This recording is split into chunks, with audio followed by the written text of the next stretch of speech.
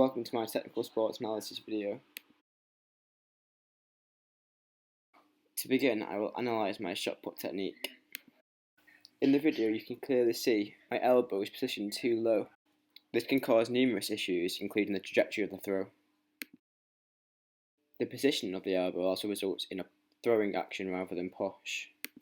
By throwing the shot put, the distance will decrease and the risk of injury will increase. When analysing the professional athlete, it's clear their elbow is much higher. This can clearly be seen in the comparison video. The angles show that the athlete's elbow is much higher than my own. This would allow the athlete to create a more powerful throw, creating more distance.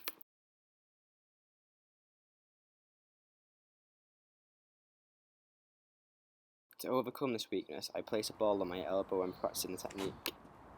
This forces me to keep my elbow high, whilst creating a mind-muscle connection. Moving on to a second weakness of the shot put. Upon analysing, it is clear that I do not get low enough. This is due to me not arching my back or bending my knees enough. This can be seen through the angle of my back in the image. Comparing this to professional athletes, they get much lower. Professional athletes get low so they can utilise their body strength rather than using just their shoulder.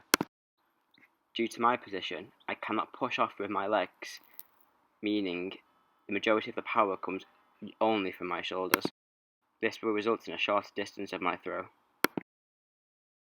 To combat this issue, I tied rope at a specific height. I then performed the shot put technique underneath the rope, forcing me to remain low. Upon further analysis, I noticed my skip is more of a sidestep. When performing the throw, the majority of the power is created through the skip. By me sidestepping, I therefore lose this power. When analysing the professional, it's clear they generate a lot of power through the momentum of their skip. This power and momentum can then be transferred into the throw, creating a large distance. To improve the power of my throw, I will therefore work on the skip. To do this, I placed a tape measure on the ground and measured out the distance I should be skipping. The second sport I will analyse is hurdles. During the analysis, I identified some clear areas of weakness. However, I also realised I have some strengths in my technique. The weakness of the technique is seen in my front leg. The leg does not reach straight over the hurdle, but instead angles to the side. This is due to me not lifting my front knee high enough to reach over the hurdle.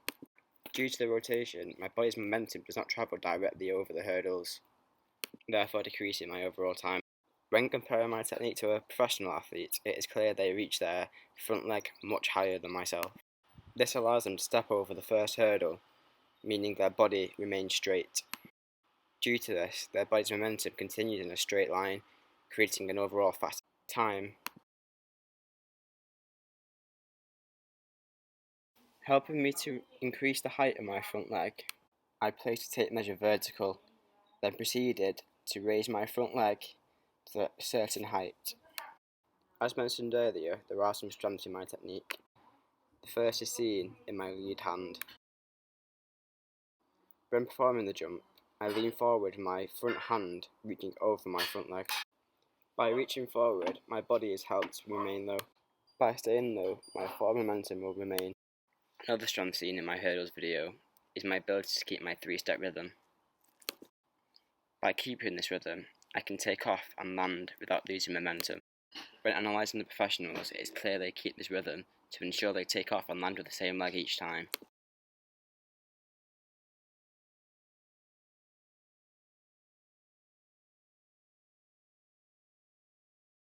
A weakness in my technique takes place after landing. To generate speed after landing, professionals slam their front leg down. This allows athletes to push off their landing leg to generate more speed in their sprint. This technique requires athletes to slam their front leg down after clearing the hurdle. To work on this, I practice lifting my knee high enough over the hurdle and then slamming my front leg down. I will now analyse my ice skating technique, focusing initially on my skating in a straight line. When comparing my technique to professional, there are many differences, including the professional athlete's ability to transfer their body weight from one skate to the other. Another big difference is how low the professional athlete gets.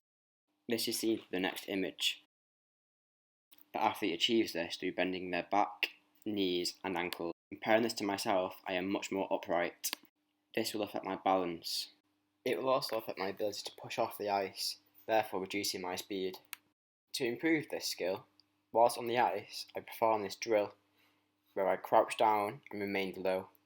This helps me get in a better position to push off when skating. Moving on to the curve.